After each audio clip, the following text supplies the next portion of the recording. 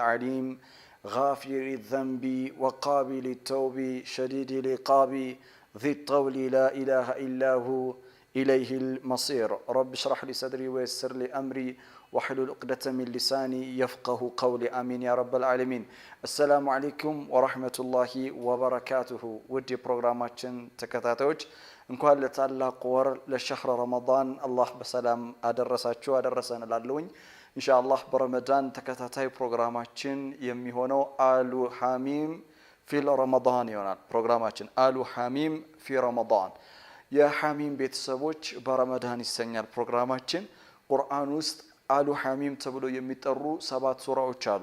ማለትም ሱረቱል ጋፊር ምዕራፍ 40፣ ሱረቱ ፉሲለት ምዕራፍ 41፣ ሱረቱል ሹራ ምዕራፍ 42፣ ሱረቱል ዙኽሩፍ ምዕራፍ 43፣ ሱረቱል ዱኻን ምዕራፍ 44፣ ሱረቱል አልጃሲያ ምዕራፍ 45፣ ሱረቱል አሕቃፍ ምዕራፍ 46። ከ40ኛው እስከ 46ኛው ያለው ሱራዎች በቁርአን ውስጥ ማለት ነው አሉ ሐሚም ተብለው ይጠራሉ። ምክንያቱ አሉ ሐሚም የተባሉበት መልእክተኛው አለይሂ ሰላቱ ወሰለም አሉ ሐሚም ብለው የሰዩበት ምክንያት የሐሚም ቤተሰቦች ያሏቸው ምክንያት ሁሉም ሱራዎች 7ቱም ሱራዎች ሐሚም ብለው ስለሚጀምሩ ነው። አሉ ሐሚም በረመዳን የምንቃኛቸው ሱራዎች ናቸው።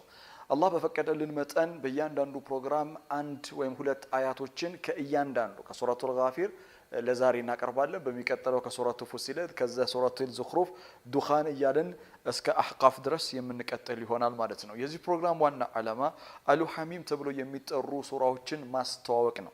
እንደምታውቁት ቁርአን ውስጥ ሱራዎች ቡድኖች ናቸው ስንል አሉ ሐሚም ተብሎ የሚጠሩ ቡድኖች አሉ።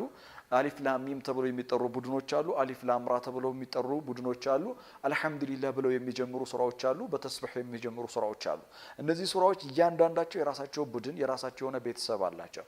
ያ ማለት አሉ ሐሚም ምሳሌ እኛ የምንቃኘው በሱረቱ ጋፊር፣ በሱረቱ ፉሲለት፣ በሱረቱል ሹራ፣ ዙኽሩፍ እስከ አሕቃፍ ድረስ ሀንደሳ ዓዚማ ወጀሚላ አተራቡጥ ገሪባ እርስ በርሳቸው ድንቅ የሆነ ትስስር ያማረ የሆነ ቅኝት አላቸው።